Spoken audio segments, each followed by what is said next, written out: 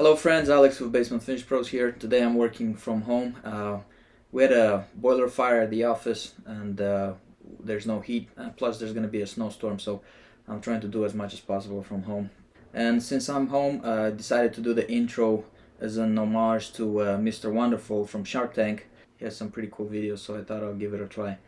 So yeah, let's talk about the basement. We did a basement in Springfield, Massachusetts. It was a medium-sized basement. The first time I went in that basement, it looked pretty bad. We had low ceilings.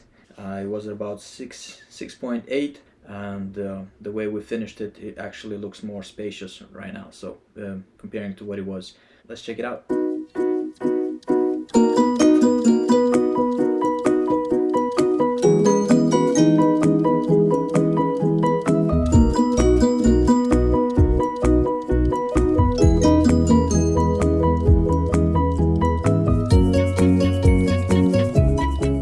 As you can see, we don't have that much ceiling height, so we had to get creative. That's why we went with a loft ceiling or an open ceiling concept, which makes the basement feel more roomy or more spacious. We had to do a lot of work, a lot of plumbing work for the bathroom, because we have a full bathroom there, so we had to reroute a bunch of drain lines, old drain lines or old water lines, so we had to do everything from scratch basically over there.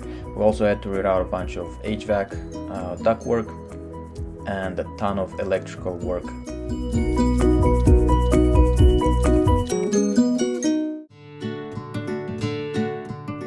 The basement slab was in very bad condition. We had to level it, the entire basement, in order to be able to install the flooring. So that was a pain, and it was pretty expensive. We had to do fire blocking, draft control, all that's necessary to pass the safety inspections and to keep the basement nice and warm and safe.